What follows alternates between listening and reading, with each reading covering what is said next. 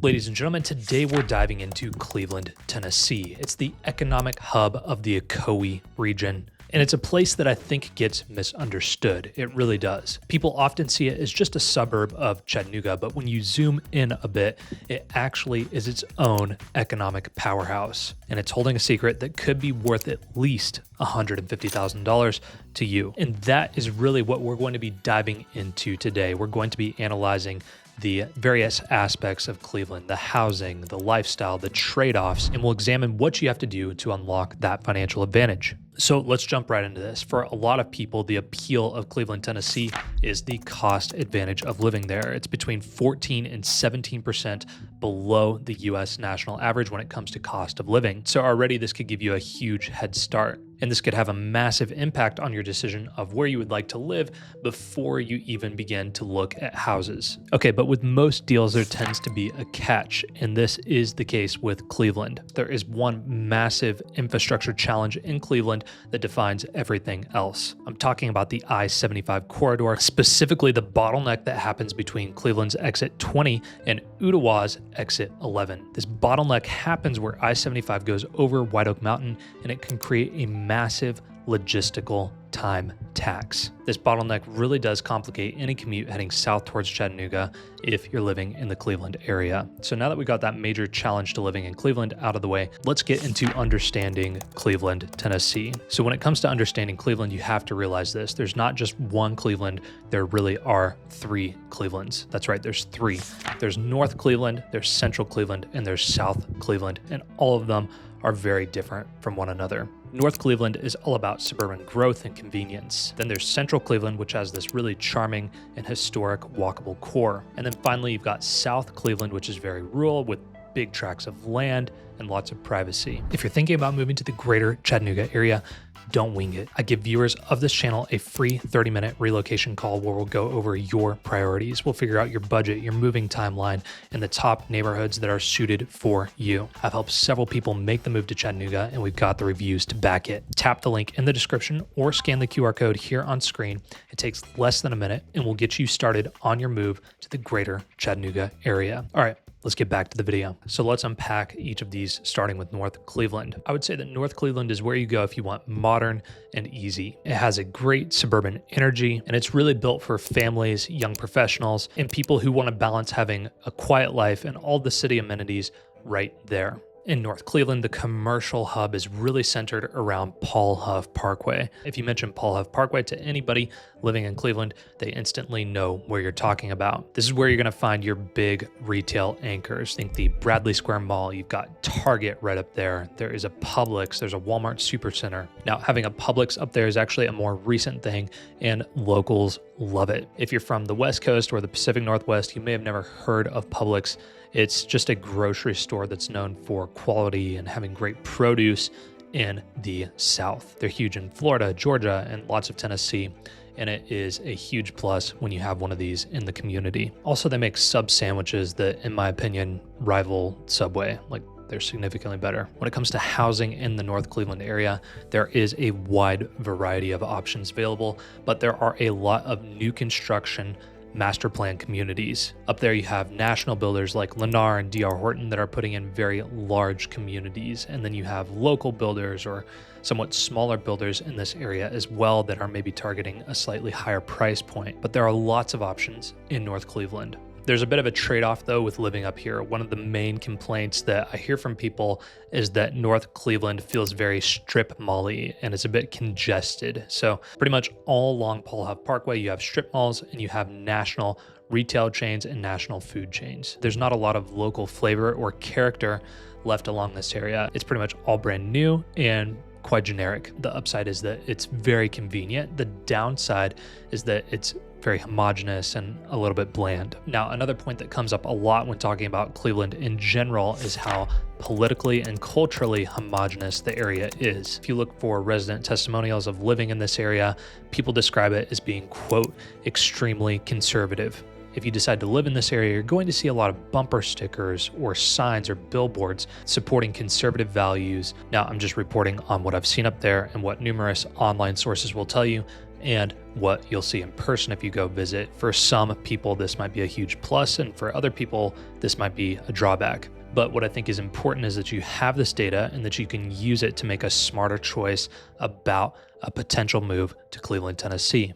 Okay, let's contrast North Cleveland with Central Cleveland, the historic core of Cleveland, Tennessee. It has a vastly different feel from North Cleveland. This area is all about Southern charm and a historic feel. And what I think is key to notice about this area is its actively managed restoration. It's not accidental. There are groups like Main Street Cleveland pushing for wider sidewalks and a more walkable core to downtown. They've worked really hard to put traffic calming measures in the downtown area so that it's more walkable, so that it has a better feel when you're out and about. On pretty much every road crossing, there's brand new push to walk features on the telephone poles there. Growing up, some really close friends of mine lived in the Cleveland, Tennessee area, and every time that I would go to visit them, I would stop in the downtown area to get a cup of coffee and maybe do a bit of work on my laptop. And I just remember every single time that I went there throughout the years, Cleveland just kept consistently getting better and better and better in the downtown area.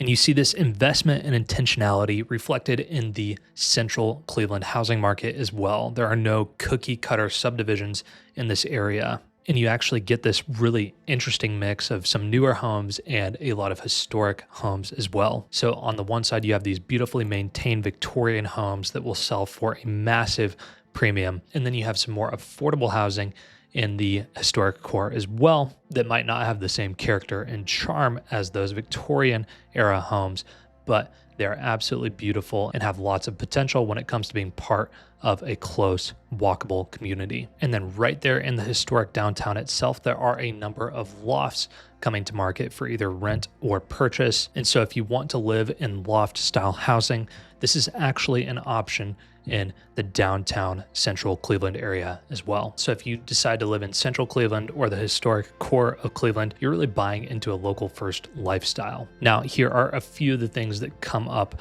pretty commonly when talking about the central and downtown Cleveland area. First of all, there's not a great grocery store in the central Cleveland area. You're most likely going to have to go north to Paul Huff Parkway. Now, luckily, this is not very far away. It's not a long drive there, but there's not something in the core itself that is great. Another thing that could be a plus or a drawback to living in central Cleveland is that Lee University is right there. And so this could be a plus because it's a beautiful place to go walk and enjoy a bright sunny day, but this could be a minus because then you're going to have extra traffic from the university right there going all through your neighborhood. Okay, so this brings us to South Cleveland. We've done convenience with North Cleveland, we've done historic charm with Central Cleveland, and now South Cleveland is more of the frontier. I think frontier is a good word for it because it's quiet, it's rural, you can have that land, you can have that privacy and that space. This is really where you go for land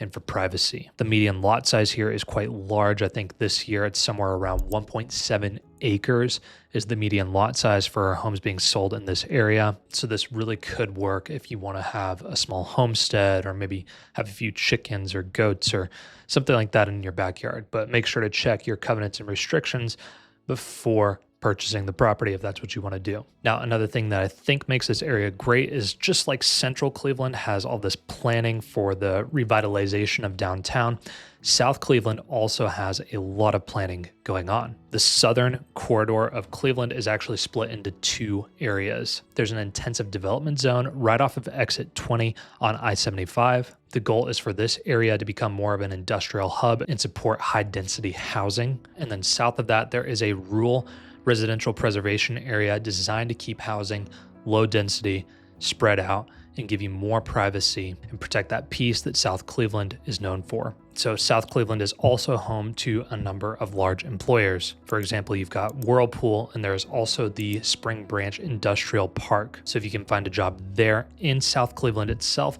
then that means you skip all of that traffic and that bottleneck we talked about in the beginning of the video on I-75. Now, one of the complaints with South Cleveland that I've seen from time to time is the infrastructure is a little bit shaky. For example, if you're in one of the more rural areas, it can be hard to get good internet. Luckily, we have services like Starlink now, so if having good internet is important to you, then that should be a solvable problem. But for a long time, when I would go out to visit my friends that lived in South Cleveland, they had atrocious internet. We're talking maybe 5 megabits a second down on a very limited plan. If there's a bad storm and your power goes out, it might take longer for this to come back online as well. So this is a real tangible problem. You have to weigh living rurally against the inconveniences that can sometimes come with that.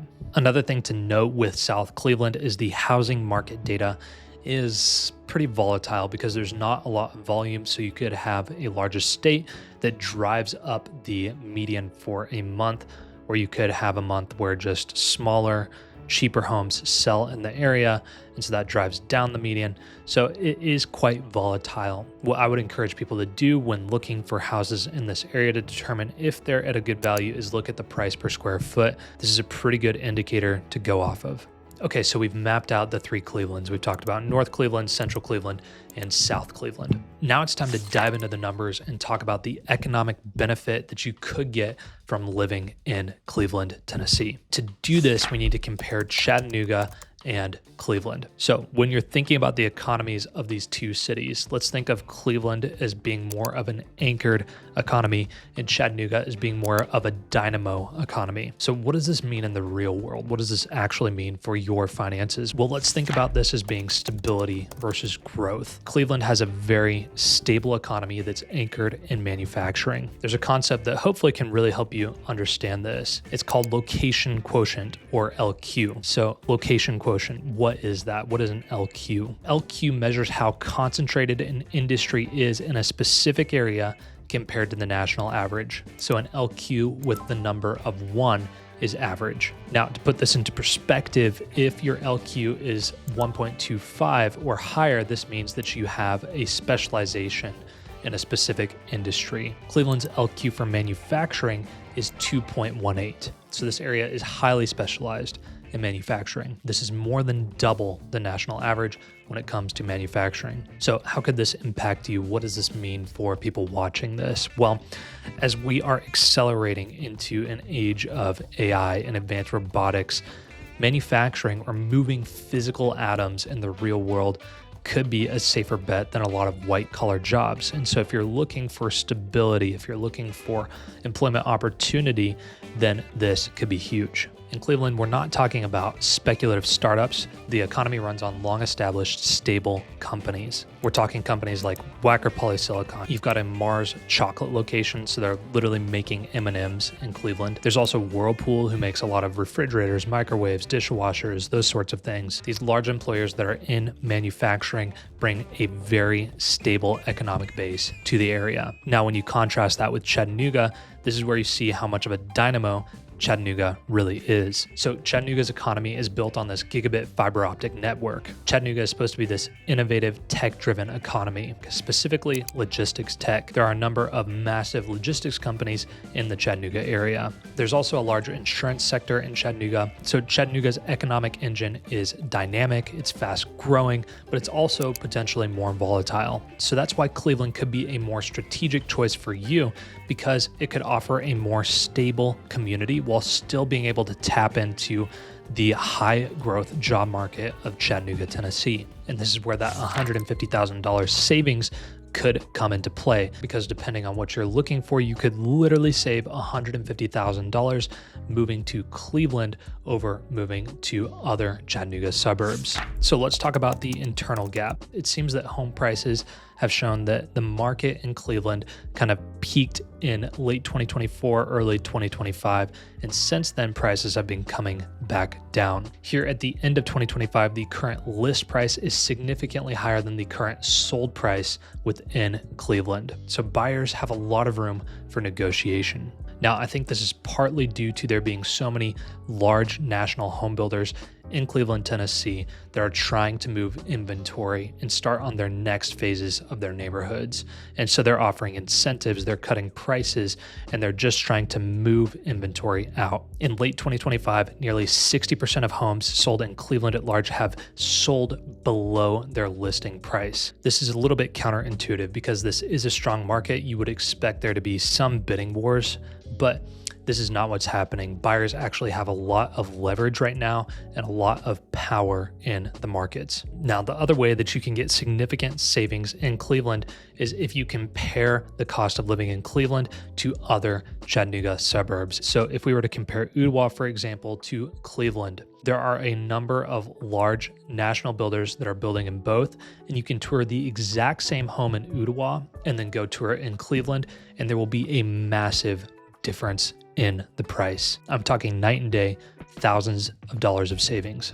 So there's a large gap and a large arbitrage between these two areas that you can exploit as a buyer. But you really do have to weigh that against the logistical time tax that you're going to have to pay if you live in the Cleveland area and have to commute to downtown Chattanooga. A commute that could take as little as 30 minutes at 10 a.m. on a Saturday could take you 45, 50, 60, even 70 minutes during the week at rush hour if traffic is really backed up. The traffic here is not just caused by you and your neighbors trying to get to work. It's caused because this is a national freight corridor. There is a lot of freight that moves through that I-75 corridor. So that brings me to my final thoughts on Cleveland. If you're looking for a more rural lifestyle, if you're looking for somewhere that's a little bit further out, then Cleveland could be a great place to consider.